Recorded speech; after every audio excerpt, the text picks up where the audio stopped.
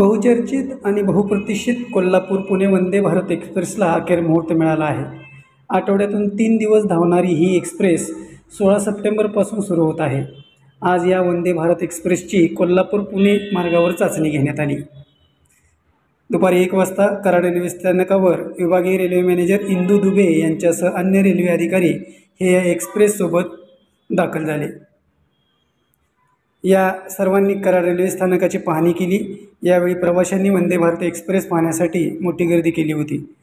कोल्हापूर ते पुणे दरम्यान गुरुवार, शनिवार व सोमवार या 3 दिवशी ही ट्रेन असून कोल्हापुरातून सकाळी 8:15 वाजता निघेल.